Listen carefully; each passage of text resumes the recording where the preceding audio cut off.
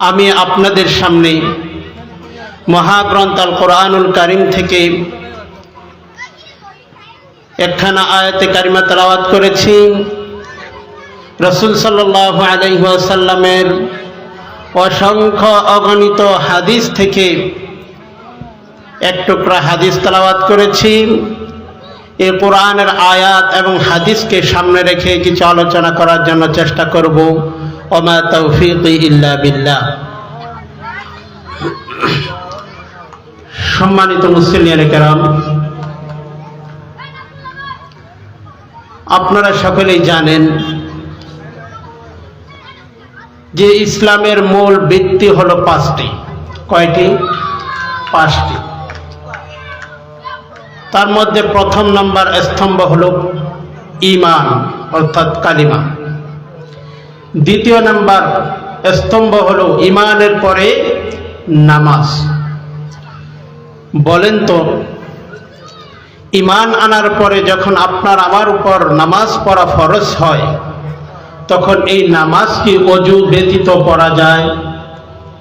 যায় না। নামাজ কি একটা নির্দিষ্ট পবিত্র স্থান ছাড়া যেখানে সেখানে কি নামাজ পড়া যায়? যায় না। রমজানের রোজা রাখতে হলে আমাদেরকে নির্দিষ্ট একটা মাসে আমাদেরকে আসতে হয়, সেটা হলো রমজান মাস। রমজান মাস ব্যতীত রমজানের রোজাও রাখা যায় না। সেরকম ভাবে আপনার আমার উপর যাকাত ফরজ না হওয়া পর্যন্ত যাকাত দেওয়া বিধান নেই। হজ আপনার আমার উপর ফরজ না হলে হজ করারও আপনার আমার উপর কোনো জোর জবরদস্তি নাই। কিন্তু আমি আপনাদের সামনে আজকে যে আয়াত তেলাওয়াত করেছি, এই আয়াতের মাধ্যমে আমি আপনাদেরকে একটা আমলের কথা বলতে চাই। যে আমলটা করতে হলে ওযুর প্রয়োজন হয় না, নির্দিষ্ট স্থানের প্রয়োজন হয় না। যে আমলটা করতে হলে মসজিদের প্রয়োজন হয় না, যে আমলটা করতে হলে মক্কা মদিনায় যাইতে হয় না, যে আমলটা করতে হলে আপনাকে আমাকে ওযু পবিত্র হয়ে এই আমলের জন্য প্রস্তুত হইতে হয় না, এমন একটা আমল আছে যে আমলটা করলে আল্লাহ রাব্বুল আলামিন আসমান থেকে তার বান্দার উপর গায়বী রহমত এবং ফয়সালা পাঠায়। এমন একটা আমল আছে যে আমলটা করলে আল্লাহ রাব্বুল আলামিন তার বান্দাকে হাউজে কাউসারের পানি পান করাবে। এমন একটা আমল আছে যে আমলটা করতে পবিত্র হতে হয় না, কিন্তু সেই আমলটা করলে আল্লাহ রাব্বুল আলামিন তার বান্দাকে ফুলসিরাতের ব্রিজ বিজলির গতিতে পার করাবে। এমন একটা আমল আছে যে আমলটা করলে আল্লাহ রাব্বুল আলামিন তার বান্দাকে তার বান্দার জন্য এই দুনিয়ার আগুনকে হারাম করে দেয় এবং এই বান্দার জন্য জাহান্নামের আগুনকে পর্যন্ত হারাম করে দেয়। সকলে বলি সুবহানাল্লাহ। তাহলে আমাদের এই আমলটা জানা দরকার আছে না নাই? আল্লাহ রাব্বুল আলামিন বলেন, ইন্নাল্লাহা ওয়া মালাইকাতাহু ইউসাল্লুনা আলান নবী ইয়া আইয়ুহাল্লাযীনা আমানু সাল্লু আলাইহি ওয়া সাল্লিমু তাসলিমা। আল্লাহ রাব্বুল আলামিন বলেন, নিশ্চয় আমি এবং আমার ফেরেশতাগণ আমার হাবিবের উপর দরুদ পাঠ করেন, অতএব তোমরাও আমার হাবিবের উপর দরুদ পাঠ করো। আল্লাহ রাসূল সাল্লাল্লাহু আলাইহি ওয়াসাল্লাম বলেন, মান সাল্লা আলাইয়া ওয়াহিদাতান সাল্লাল্লাহু আলাইহি আশারা। যদি আমার কোন উম্মত আমার উপর একবার দরুদ পাঠ করে, তাহলে আমার আল্লাহ রাব্বুল আলামিন আমার ওই উম্মতের উপর দরবার রহমত নাজিল করে। বলি সুবহানাল্লাহ। শুধু এখানেই শেষ নয়, যদি আমার কোন উম্মত যদি দুরূদ শরীফের আমল করে, যদি সে দুরূদ শরীফ পাঠ করে, যদি সেই দুরূদ শরীফের উপর আমল করতে পারে, তাহলে আমার আল্লাহ রাব্বুল আলামিন আমার ওই উম্মতের উপর আসমান থেকে গায়বী রহমত নাজিল করেন। বলি সুবহানাল্লাহ। কিতাবের মধ্যে এসেছে আবু আব্দুল্লাহ ইবনে মুহাম্মদ সুলাইমান জাসুরি রহমতুল্লাহি আলাইহি একজন জবরদস্ত আল্লাহর ওলি ছিলেন। তিনি একদিন তার সঙ্গী সাথীদেরকে নিয়ে, তার মুরিদানদেরকে নিয়ে এক জায়গায় সফর করতেছিল। সফর করতে করতে নামাজের সময় হয়ে গেল। ওই দিক থেকে সাথী বন্ধুগণ আবু আব্দুল্লাহ ইবনে মুহাম্মদ সুলাইমান জাসুরি রহমতুল্লাহি আলাইহি ডেকে বলেন, আল্লাহর ওলি, নামাজের সময় কাছে এসেছে, আজানের রক্ত হয়ে গেছে, ইতিমধ্যেই হয়তো আজান হয়ে যাবে। আল্লাহর ওলি, আমাদের অনেকের ওযুর প্রয়োজন আছে, গোসলের প্রয়োজন আছে, এবং কি আমাদের পানি খাবার জন্য ব্যবস্থা করার দরকার আছে।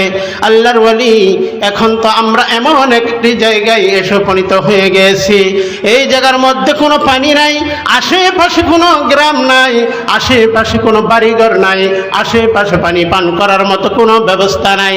আল্লাহর ওলি, তাহলে এখন আমরা কি করব? আপনি আমাদেরকে একটু বলে দেন।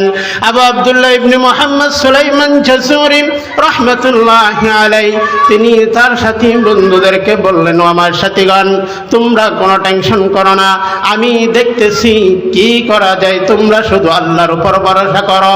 বলেন তো ভরসা করব কার উপর? আল্লাহর উপর তোমরা ভরসা করো।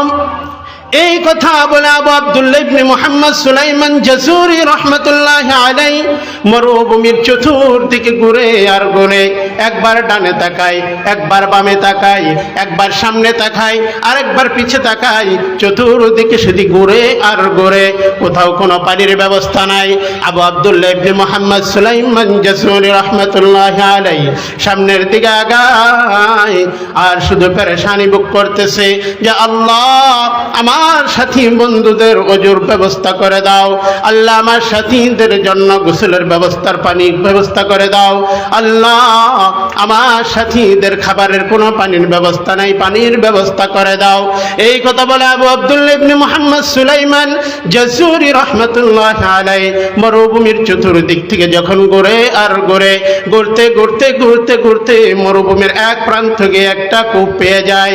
এবার আবু আব্দুল্লাহ ইবনে মুহাম্মদ সুলাইমান জাসুরি রহমতুল্লাহি আলাইহি ওই কূপ দেখে খুশি হয়ে যখন কূপের পাশে চলে যায়, ওই কূপের পাশে গিয়ে দেখে পানিগুলো একেবারেই কূপের তল দেশে। এবার আবু আব্দুল্লাহ ইবনে মুহাম্মদ সুলাইমান জাসুরি রহমতুল্লাহি আলাইহি চিন্তা করে, এতক্ষণ পর্যন্ত পানি পাই না, পানি পাই না, কিন্তু শেষ পর্যন্ত যখন একটু পানির ব্যবস্থা হইল, এই কূপ পাওয়ার পরেও কিন্তু এখান থেকে পানি তুলে যে ব্যবহার করব, খাবো, এরকম তো কোনো ব্যবস্থাও নাই। তাহলে একবার আমরা কি করতে পারি? আবু আব্দুল্লাহ ইবনে মুহাম্মদ সুলাইমান জাসুরি রহমতুল্লাহি আলাইহি কূপের চতুর্দিক থেকে ঘুরে আর ঘুরে আর শুধু টেনশন করে যে এখন পানি তুলব, আমাদের কাছে কোনো বালতি নাই, আমাদের কাছে কোনো রশি নাই, আমাদের কাছে কোনো জগ নাই, আমার কাছে কোনো কিছুই নাই, আমার বন্ধুদের জন্য যে আমি পানির ব্যবস্থা করব এমন ব্যবস্থা করার মতো আমার কাছে কোনো কিছুই নাই। এবার কূপের চতুর্দিক থেকে ঘুরে এমন সময় অনেক দূর থেকে একটা ছোট্ট মেয়ে আবু আব্দুল্লাহ ইবনে মুহাম্মদ সুলাইমান জাসুরি রহমতুল্লাহি আলাইহির এই অবস্থা দেখলেন। দেখে ওই ছোট্ট মেয়েটা আবু আব্দুল্লাহ ইবনে মুহাম্মদ সুলাইমান জাসুরি রহমতুল্লাহি আলাইহির কাছে চলে আসলো। চলে এসে আবু আব্দুল্লাহ ইবনে মুহাম্মদ সুলাইমান জাসুরি রহমতুল্লাহি আলাইহি ডেকে বলেন, চাচা, আমি দীর্ঘক্ষণ ধরে দেখতেছিলাম আপনি কূপের চতুর্দিক থেকে শুধু ঘুরেন আর ঘুরেন, আপনার কি সমস্যা চাচা? আপনি আমাকে একটু বলতে পারেন? এবার আবু আব্দুল্লাহ ইবনে মুহাম্মদ সুলাইমান জাসুরি রহমতুল্লাহি আলাইহি ওই মেয়েকে ডেকে বলেন, মা, তুমি তো অত্যন্ত ছোট মানুষ, তোমাকে যদি আমি বলি তাহলে তুমি কি ব্যবস্থা করতে পারবা? এবার ওই ছোট্ট মেয়ে ডেকে বলেন, আল্লাহর বান্দা, আপনি আমাকে একবার, শুধু একবার বলেই দেখেন না, দেখি আমি আপনাদের জন্য কি করতে পারি। এবার আবু আব্দুল্লাহ ইবনে মুহাম্মদ সুলাইমান জাসুরি রহমতুল্লাহি আলাইহি ডেকে বলেন, মা, এই যে দেখো আমার সাথীদেরকে নিয়ে আমি সফরের জন্য বাহির হয়েছি, কিন্তু এই মরুভূমির মধ্যে আসার পরে দেখি আমার এইখানে পানির কোনো ব্যবস্থা নাই। যাও, পানি খুঁজতে খুঁজতে একটা কূপ পেয়েছি, কূপের কিনারে যখন আসলাম, এসে দেখি পানিগুলো একেবারে কূপের তলদেশে, পানিগুলো তুলে ব্যবহার করবো যেরকম কোনো ব্যবস্থা নাই। মা তুমি বলো না এখন কি করতে পারে? এবার ওই ছোট্ট মেয়ে দেখে বলেন, আল্লাহর ওয়ালি আপনি কোনো টেনশন করবেন না, আপনি দাঁড়ান দেখে আমি কি করতে পারি। এবার ওই ছোট্ট মেয়েটা কূপের চতুর্দিক থেকে ঘুরতে ঘুরতে বিসমিল্লাহ পড়ে কি পড়ে যেন পানির মধ্যে ফুঁক দিলেন, আর ফুঁক দেওয়ার সাথে সাথে কূপের তলদেশের পানিগুলো কূপের মুখে এসে খুব ভরাট হয়ে যায়। বলি সুবহানাল্লাহ। এবার আবু আব্দুল্লাহ ইবনে মুহাম্মদ সুলাইমান জাসুরি রহমাতুল্লাহি আলাইহি ডেকে বলেন, চাচা আপনাদের জন্য পানির ব্যবস্থা হয়েছে, আপনি পানি পান করেন, এখান থেকে পানি দিয়ে ওযু করেন, নামাজ পড়েন। চাচা এই সমস্ত আপনাদের জন্য ব্যবস্থা হয়ে গেছে, আপনারা ব্যবহার করতে পারেন, আমি যাই। এবার আবু আব্দুল্লাহ ইবনে মুহাম্মদ সুলাইমান জাসুরি রহমাতুল্লাহি আলাইহি ওই ছোট্ট মেয়েকে ডেকে বলেন, মা তুমি এমন কি আমল করো যে আমলের কারণে আজকে তুমি আমাদের সামনে কেরামতি দেখাইলা? মা তোমার এই আমলের কথা আমাকে একটু বলে যাও। এবার বারবার যখন এইভাবে করে ওই মেয়েকে অনুরোধ করা হয়, এবার ওই মেয়েকে অনুরোধ করার পরে এবার ওই ছোট্ট মেয়ে ডেকে বলেন, আল্লাহর ওয়ালি আপনি যেহেতু বারবার আমাকে অনুরোধ করতেছেন, যার কারণে আমি আপনাকে বলতে বাধ্য হচ্ছি। আমরা হলাম অত্যন্ত গরিব মানুষ, আমার বাবা নাই, আমরা ওই মরুভূমির কিনারে বসবাস করি। আমার মা অত্যন্ত গরিব মানুষ, মানুষের বাড়িতে কাজ করে, আর আমি মানুষের উট বকরি বেড়া দুম্বা এগুলো আমি চড়াই।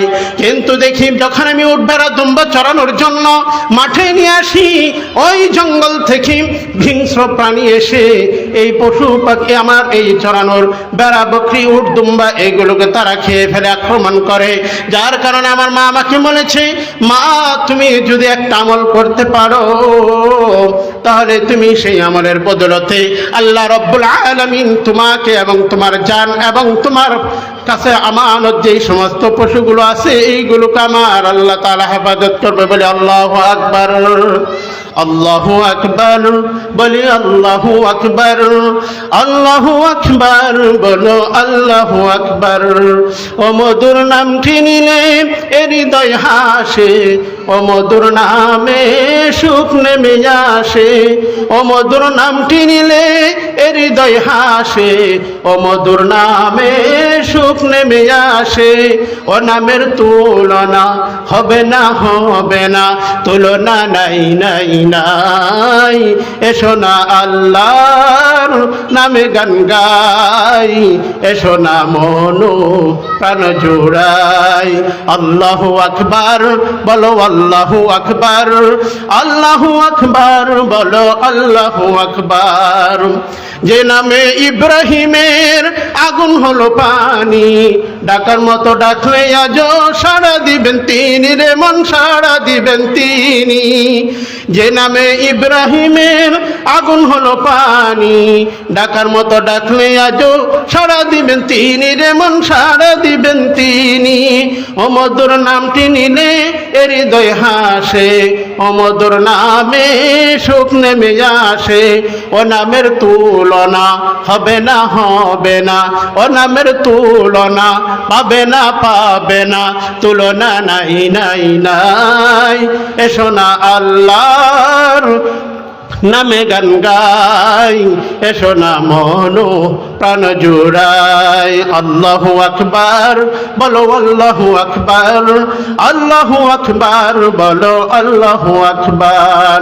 বলেন তো আল্লাহ তাআলা পারেন কি পারেন না? আল্লাহ তাআলার কাছে এই কুদরত আছে না নাই? আল্লাহ তাআলার এই শক্তি আছে না নাই? আল্লাহ তাআলার যদি এই মরুভূমির মধ্যে আবু আব্দুল্লাহ ইবনে মুহাম্মদ সুলাইমান জাসুরি রহমাতুল্লাহি আলাইহির সঙ্গী সাথীদের জন্য মরুভূমির মধ্যে পানির ব্যবস্থা করে দিতে পারে, তাহলে আমরা তো ওই জামানার মানুষের মতো এত বড় গুনাহগার এখনো হই নাই। যদি এখনো পর্যন্ত আল্লাহর কাছে আমরা হাত তুলে চাই, আল্লাহর উপর যদি তাওয়াক্কুল করি, আমরা যদি আল্লাহর উপর ভরসা করতে পারি, তাহলে সেই মহান স্রষ্টা আল্লাহ রব্বুল আলামিন এখনো পর্যন্ত আমাদের উপর আসমানের রহমত পাঠাইতে পারে। এবার আবু আব্দুল্লাহ ইবনে মুহাম্মদ সুলাইমান জাসুরি রাহমাতুল্লাহ আলাইহি যখন ওই মেয়েকে জিজ্ঞাসা করলো, মেয়ের কথা শোনার পরে এবার আবু আব্দুল্লাহ ইবনে মুহাম্মদ সুলাইমান জাসুরি রাহমাতুল্লাহ আলাইহি আশ্চর্য হয়ে গেলেন।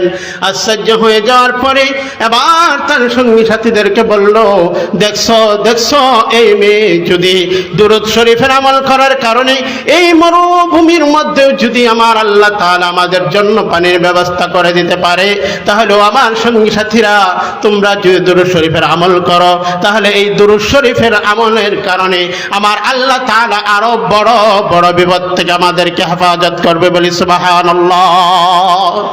একদিন আল্লাহ রাসূল সাল্লাল্লাহু আলাইহি ওয়াসাল্লাম মন খারাপ করে মসজিদে নববীর মধ্যে বসে আছে। এমন সময় দেখতে পায় হযরত জিবরাইল আলাইহিস সালাম এবং মিকাইল আলাইহিস সালাম মসজিদে নববীর উপর দিয়ে যাচ্ছিল। দেখতে পাইল আল্লাহ রাসূল সাল্লাল্লাহু আলাইহি ওয়াসাল্লামের মন খারাপ। তখন তারা বলল, ইয়া রাসূলুল্লাহ, ইয়া হাবিবাল্লাহ, আপনার মন খারাপ কেন? আল্লাহ রাসূল সাল্লাল্লাহু আলাইহি ওয়াসাল্লাম বলেন, ও ভাই জিবরাইল, মিকাইল, আমার উম্মতের জন্য আমার মনটা খুবই পেরেশান। আমার উম্মত না জানি জাহান্নামে যায়, এমন কোন আমল করলে জাহান্নামের আগুন থেকে বাঁচতে পারবে আমি জানি না।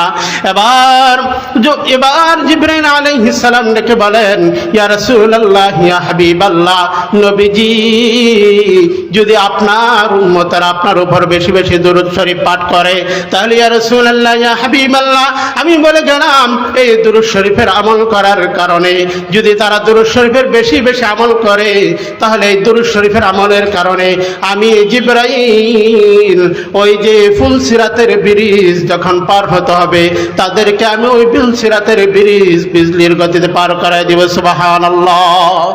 এবার মিকাইল আলাইহিস সালাম ডেকে বললেন, ইয়া রাসূলুল্লাহ, ইয়া হাবিবাল্লাহ, আপনি তো জিবরাইলের কথা শুনে খুশি হয়ে গেলেন। ইয়া রাসূলুল্লাহ, আমি আপনাকে বলে গেলাম যদি আপনার উম্মতেরা যদি আপনার উপর দুরূদ শরীফের আমল করে, যদি দুরূদ শরীফ পাঠ করে, তাহলে ইয়া রাসূলুল্লাহ, ইয়া হাবিবাল্লাহ, আমি মিকাইল ওই যে হাউজের কাউসারের পানি আমার নিজের হাত দিয়ে তাদেরকে পান করাবো, বলি সুবহানাল্লাহ। তাহলে আমরা সকলে দুরূদ শরীফের আমল করতে পারবো তো? দুরূদ শরীফ পড়তে কোনো অজু লাগে না, মসজিদ লাগে না। দুরূদ শরীফের আমল করতে নির্দিষ্ট কোনো স্থান লাগে না, নির্দিষ্ট কোনো জায়গা লাগে না। আপনি যেখানে থাকবেন না কেন, আপনাকে অনেক লম্বা দুরূদ ইব্রাহিম পাঠ করতেও হবে না। যদি আপনি সাল্লাল্লাহু আলাইহি ওয়াসাল্লাম যদি এতটুকু পর্যন্ত পাঠ করেন, তাহলে আপনার পক্ষ থেকে দুরূদ শরীফ পাঠ করা হয়ে যাবে। আল্লাহ রাব্বুল আলামিন আমাদের সকলকে এই দুরূদের আমল করে পরকাল আমাদের জন্য নাজাতের ফয়সালা করে দেন, সকলে আমিন। ওয়া আখির দাওয়ানা আলহামদুলিল্লাহি রাব্বিল আলামিন। আসসালামু আলাইকুম ওয়া রাহমাতুল্লাহি ওয়া বারাকাতুহু।